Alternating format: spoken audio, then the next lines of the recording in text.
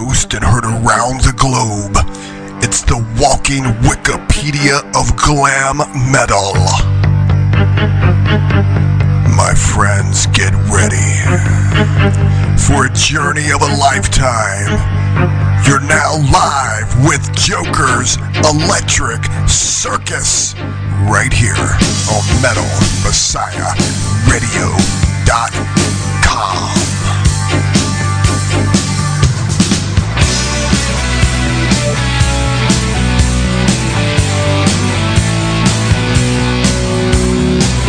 All right. What's happening, everybody? Welcome to the Friday edition of the Electric Circus radio show right here at MetalMessiahRadio.com, your metal music messiah. And I got a special guest on the phone with me right now. I got Chandler Mogel, a lead and backing vocalist and international recording artist of the band OUTLOUD. How are you doing, Chandler? Hey, I'm doing good, James. Thanks for having me, man. So you got a new album that's coming out. It drops on September the 14th. And the album is called Virtual Hero Society, and it's on Roar of Rock of Angels Records. Tell us about the new record. Thanks, man. It's, what can I say? I think it's one of the best records we've done, if not the best.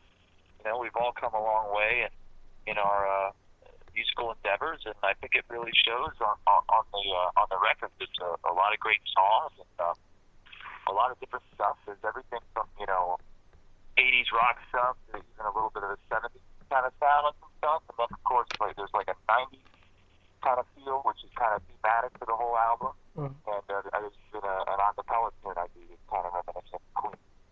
So, we're really happy with it. You had 3 albums before. The new one, what makes it different than the previous? I would say just the growth of the band and the songs and everything. I mean, it's still out loud, it's and love, and it's what all the fans have come to expect in that respect. But it's just a natural progression forward, I think. And, we always offer a little bit of something that's eclectic, in the melodic rock world. It's not just straightforward textbook melodic rock, but we like to throw a few. There's a little bit of humor in there. There's a little bit of, different styles we like to experiment with. And it all comes out to a cohesive thing, I think. And, that's about it. Pretty straightforward. All right, cool. Let's take it back all the way back to the beginning. How was you when you first started writing songs and being a vocalist? Oh, myself? Yes. Well, I'm a little bit of a late bloomer. I didn't really start singing until I was 22, 23, and I'm 39 now. So, I started originally, I got involved in a Judas Priest cover band. And that was kind of when I realized that I wanted to sing, and I pursued it from there. And, I've jumped around a couple different bands at the time, and then not too long after that, I guess when I was like 25, 26, I moved up to the New York City area. So I knew that's where I kind of had to be, and near a big city to really make a living doing it, because that's what I wanted to do. So, that's what I've been doing for the past, 10 years. I never looked back. Nice. Who does the songwriting in the band? It's me and Bob, the guitar player. A lot of your listeners probably know Bob from the band Firewind. Bob's an excellent guitar player and keyboard player, and a lot of the stuff he actually writes the music first. So he'll send me a music track, and I'll write melodies and lyrics to it. That's the way most of it goes. But there's a few songs where I'll come up with an idea first. I'll send him an idea, and he'll put music around it. So it usually goes one of those two ways. But more than most, I would say the former for that. Right. Who were some of your main influences, and what was the first records that you bought? Well, I got a lot of influences, and I guess what I am just a big amalgamation of all my influences together, because I love so much stuff. But I love bands like Deep Purple, Foreigner, Whitesnake, Black Sabbath, Judas Priest, all that kind of stuff. Rainbow. But the cool thing is that my dad, when I was young, before I started singing, my dad was raising me on like funk and soul music, like Tower of Power, Average Flight Band, Hall and Oates. Mm-hmm. I don't quite know if your listeners are going to be familiar with some of those things, but then it was later on when I got into hard rock and metal, like when I was in high school and after, and then I later on combined all those influences because I really liked the stuff that my dad raised me on, but I really liked the newer, like, hard rock and metal that I was discovering. And so then I just kind of went from there and just started exploring and finding new stuff. And, I have a very broad, girth of stuff that I like. I really like a lot of different kind of music. So. You guys did a cover of the Pointer Sisters song, I'm So Excited, on the last record. Whose idea was it to do so, and what's the process like to cover somebody's classic stuff and release it on a Out Loud record?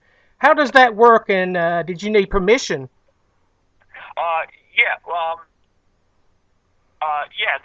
We got permission, but actually the way that worked, what we did was we came up with some ideas of some songs we wanted to cover because we hadn't really done a cool cover song yet at that point. We had, but we wanted to do one that was really going to explode more, I guess you could say. The right song, per se. So I believe it was Bob's idea to cover that song. And I listened to it, I'm like, yeah, this could really work. And there hasn't been like a rock remake of that song. So we decided to just go with it. And, it worked out. It seemed like a song that really needed a remake, and we did it. And I thought it really came out. We all did. We thought it came out really well, and obviously the fans liked it too. So. Yes, I love it. I think you did great with it, with doing that cover song, and you made it your own in my mind. Thanks. Yeah, that's definitely what we were going for because like when an original band attempts to cover a song, it's a little bit more of a process. It's not like just do a cover of a song. You got to do something that's going to be, that's going to give some element to the song you're covering that wasn't achieved before. Right. You got to do it your own way. So that's kind of what we approached it. You guys had the video to it on YouTube, and where was it filmed at, and who put that together? That was actually filmed in Greece, and it was filmed at our manager's house in it's called Angelahori, the area of Greece. It's very far in the north part of Greece. It's like a coast. There's like cliffs and stuff right overlooking the water, and he's got a big house there on the water, and it's really, really beautiful. I love that area. And we did that that was in 2015. It was shot by a group of people there in Greece, and and Bob had directed it, I believe. It was a fantastic time, and we had a great time doing it. And the band, the other members of the band is from Greece. How did you get with them? It's a funny story, actually. Originally, that came about through MySpace. Remember when MySpace was the thing to do? Right. I had met Bob through MySpace. It was like 10 years ago, and I had reached out to him because at the time I had just moved up to New York City, I think, and I was looking for work every which way, putting my feelers out all over the world, looking for work as a singer, and I had reached out to him because I was familiar with some of his other stuff and Firewind and everything, and he had said, he had reached out, got right back to me and said that, that's great, I've been working with this guy, this student of mine who's writing songs with, and that's what eventually, long story short, that's what eventually became Out Loud. That was Tony Katz, the guitar player on the first couple albums. Long story short, they flew me over to Athens, and I recorded what eventually became the first album. And we kind of went up from there, and it was a funny thing because it was in the earlier side of like finding people through the internet projects and things. And then we decided, we're gonna make this a band. We want to make this a cool thing. We got a great thing going here. We're gonna go all out, and we got to deal with Circus Records for that first album. cool. We played a lot of shows. What's some of the main topics of your music? That's a good question. I mean, up until now, it's kind of been, the typical stuff that Out Loud offers: fun rock and roll, party time vibe. There's a lot of lyrics on the first couple records about lost love and stuff, things like that. But with the new record, we decided to take a little bit of a different approach. I mean, it's not a concept record, and there's a lot of those other previous themes of lyrics that I mentioned that are on the new record. But the theme surrounding the new record is kind of this whole thing with the way society is right now, with basically going through this thing where they have to have this technology, and this technology is just eating everybody's souls, seems like, and people forget to really just take a look around and observe and see and feel who we are. And you see the cover of the album, and there's a picture of a girl laying down helpless, and everybody's around and taking pictures. I think that tells the story right there. And that's the kind of the name of the record, Virtual Hero Society. It's a little bit of a sarcastic thing. It's a play on words. But, all these people posting on Facebook doing all this great stuff, and that's great. But then you meet them in real life, and they're like, oh, they're down in the dumps, or they're saying my life sucks. I can't tell you how many times that happened, where I've met somebody on off of Facebook, and I've seen their posts on Facebook, and I'm like, oh, you must be doing so well, and they're like, oh no, life's horrible, but they got thousands of likes on their pictures or videos or whatever. So it's like there's a little bit of a, the internet creates a little bit of a false mask to everything, and we just want to do a little bit of stripping that mask off and letting people know, like, we want to give you something real, and that's kind of where the artists come in. And I feel like a lot of musicians and artists are getting, blinded by this whole, internet technology and everything. I feel it's important to just stick with the important, things, and be honest and be true to yourself. And, what would be your favorite song? What would be your favorite song to play live? Wow. Probably. I mean, with Out Loud, probably. With Out Loud or myself? With Out Loud. With Out Loud, I'd probably say one of the more popular tunes, like "We Run" or "Waiting for Your Love," because everybody's singing along. They know the words. "We Run" is a challenging tune to do live, actually, but it's always fun. People sing along. Yeah, and we always throw a cover or two in our live shows. Those are always fun. We've done "Hellbent for Leather." We've done "Maniac." We've done. What else have we done? We usually do a different one every time we go out. But it's all good. They all kind of have a cohesive thing, so it's all fun. We try to keep that fun up for the whole show. Who have you guys opened for, and do you have any cool stories about touring with certain bands? Well, we really just played with ourselves. Right. But mostly we, for the most part. But we've done we've done a couple things with other bands. We played with we opened with Sister in 2011. That was really cool. Nice. Actually, that was fun because I got to see my friend J0KeR's, the drummer of Twisted Sister, again. This was in 2011, and unfortunately, he passed away in 2000. I want to say 2013 or 14. Yes, I remember that. Yeah, so that was actually the last time I saw him, was at that show that we opened for them. Oh, wow. Yeah, because we had worked in, I had sang for his band Cities on a reunion gig they did in 2007 or 8, it was. But I hadn't seen him for a while in between that, so I'd seen him at that show. And then we had we did a tour in England. We opened for Monuments, this band that's also on our label. Very good up-and-coming, rising metal band right now. They kind of have they sound like, Iron Maiden. Right. Really, really good band. We're going to be doing some more shows with them for sure. They were actually in our video. I'm so excited video as well. They were they were there in the pool and everything. So we've had a lot of fun with them. Yeah, but basically just I don't think of any particular funny story. Well, no, that's not true. I have to think a little bit, get the gears turning on that. When you ask that question, think a little bit. But yes, the fans love to hear the stories and adventures. Yeah, no, I mean, I can tell you, I'll try to keep this short, but basically when we did that tour, it's all coming back to me now. When we did that tour, I got stuck at the airport in Manchester, England for like 5-6 hours. Wow. And because I basically got detained there, because I don't know, I didn't have the right permit, work permit or something, because I had a U.S. passport and they had a EU passport, something like that.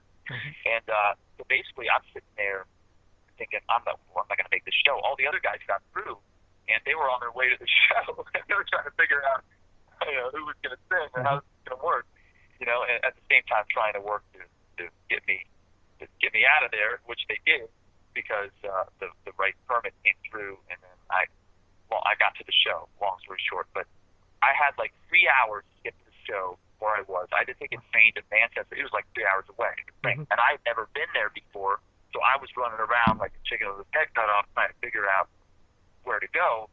And I still remember the funniest part of the story is that I was so hell-bent on getting to that show. On the train, I had this card that I can't remember, because I jumped on the train and I was supposed to get my ticket before I got on the train. Mm-hmm. And if I remember correctly, because I didn't have cash on me, I only had a card. And for some reason, they wouldn't take a debit card. I had to give them a credit card. And I only had one credit card on me.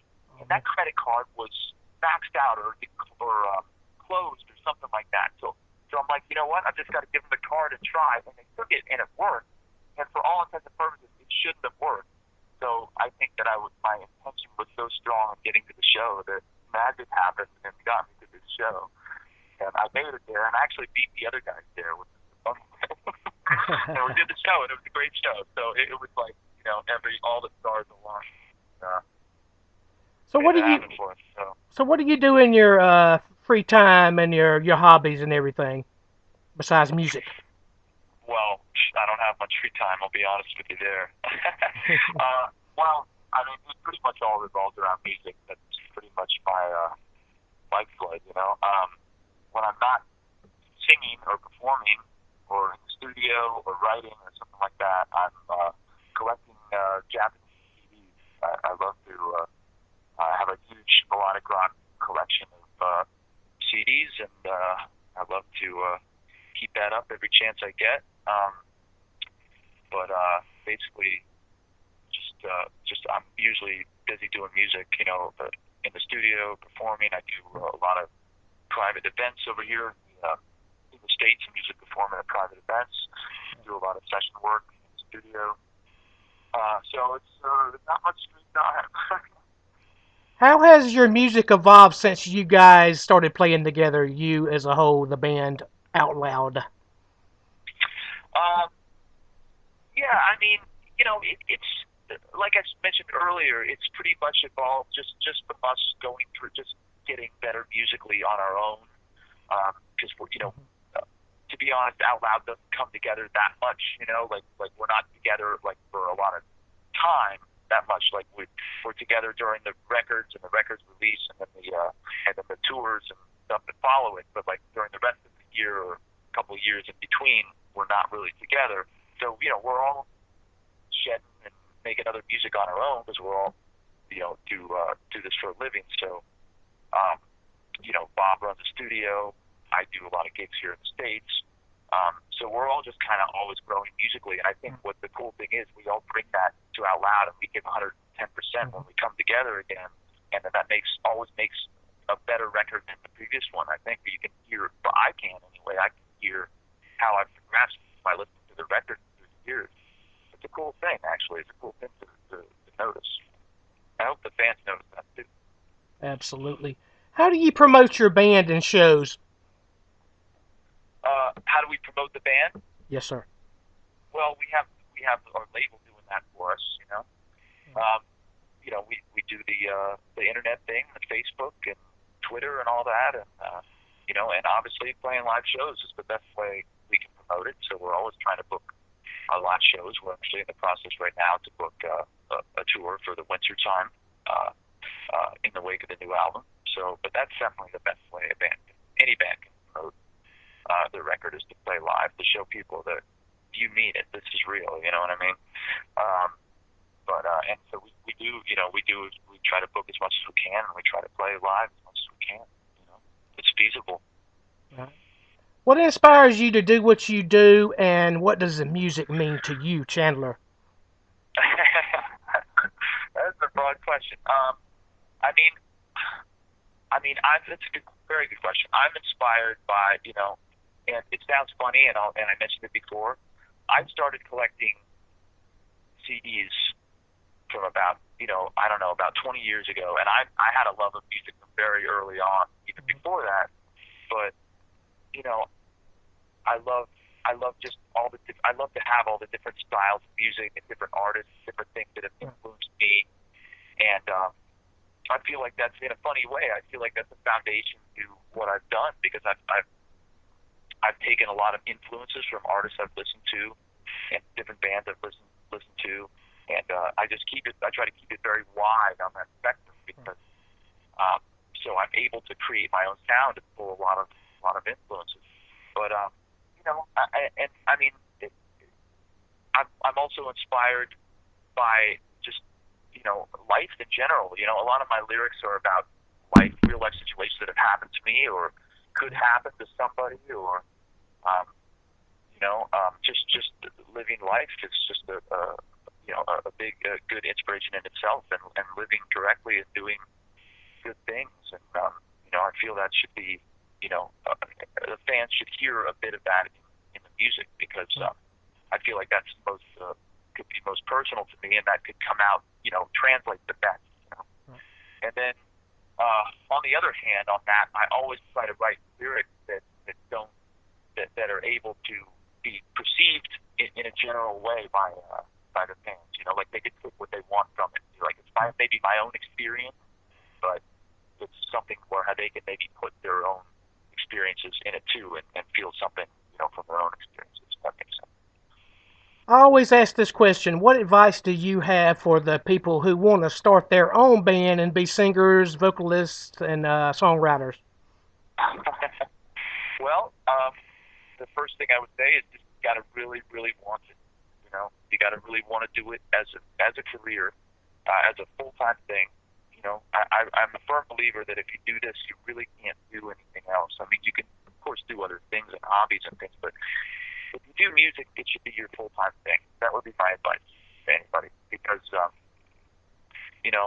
not saying there's anything wrong with people that have day jobs and still love to do music. That's fine, but for me, just really, it's a full-time job for me, and that's my reality of it. You have to really, with the way the music business is now, you have to really give it everything you got, and there's no room for a fallback plan. There's no room for really anything else. You got to put it all out there and put yourself out there and put yourself on the line, and not be afraid for people to, hear you and be vulnerable. And that's what it's about, because that's why people go to live shows and people listen to music, because it's somebody who's doing something that maybe they can't do or they're afraid to do. So, you have to kind of be a beacon of light in this, kind of pretty dark world we live in right now.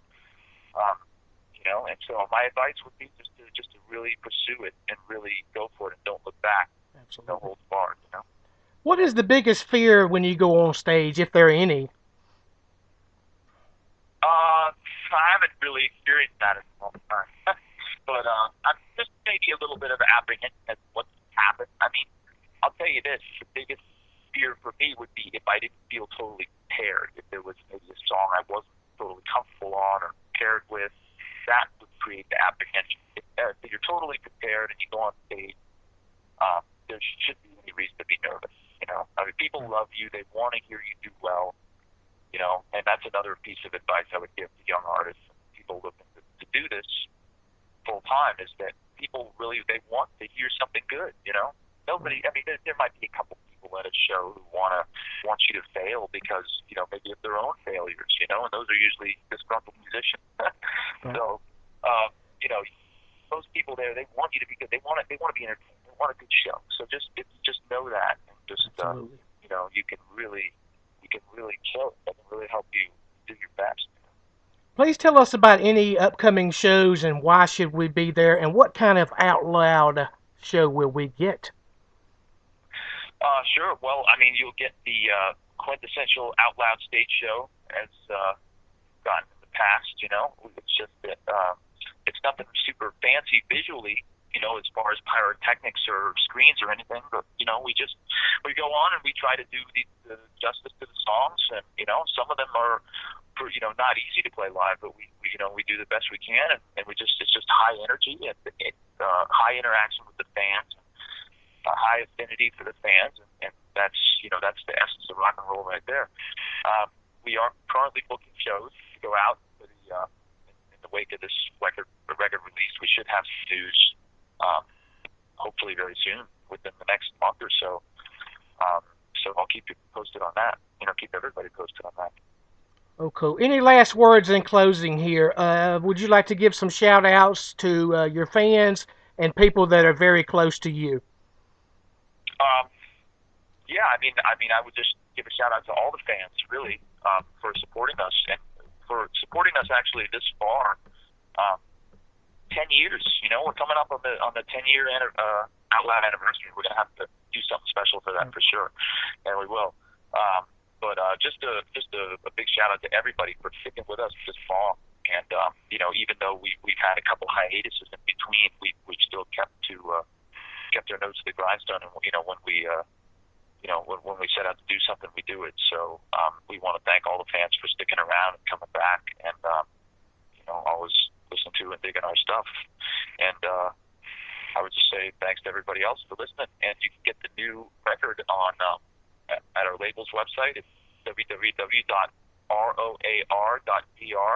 We're doing pre-orders right now. The record comes out next Friday, the 14th. You can also get a vinyl and a limited edition red vinyl. It's our first vinyl release ever, and they're almost sold out. The red vinyl is the limited edition. It's almost sold out, so we advise you to go get that. Check out the new video for J0KeR's. It's online now, but definitely pre-order the record, and you know, definitely let us know what you think on our Facebook page or anything like that. Well, Chandler, it was an honor and a great pleasure having you on the show, Joker's Electric Circus, here at MetalMessiahRadio.com, the Metal Music Messiah. We're going to play something new from the new album, Virtual Hero. We have Fool's Train and My Promise. Please tell us about those two songs before we play them. Yeah, well, those are the first two songs on the record, and Fool's Train was one of the first tunes we wrote for the album.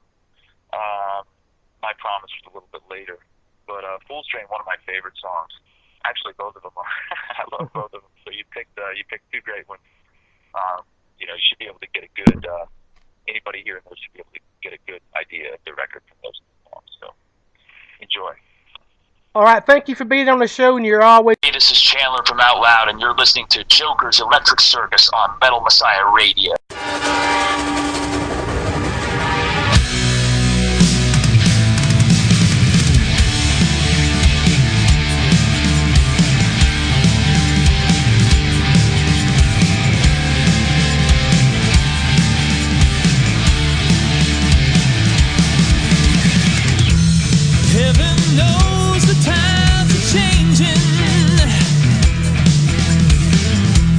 Not much more that I can take.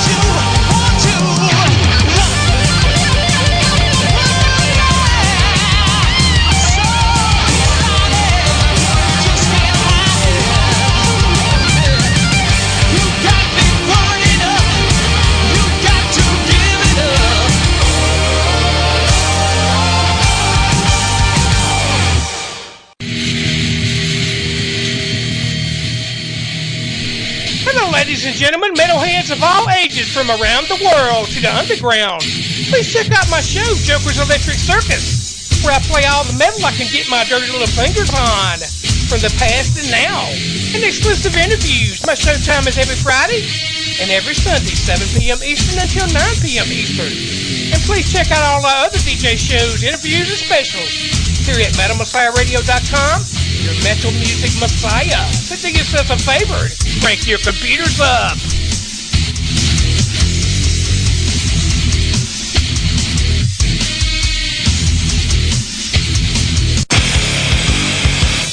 Playing both ends of hard rock. Put my arms around you. I will stone you, my little halo. To the metal extreme.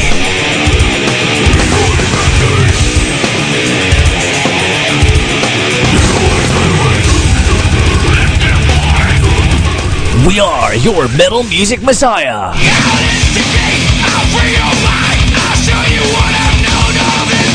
MetalMessiahRadio.com.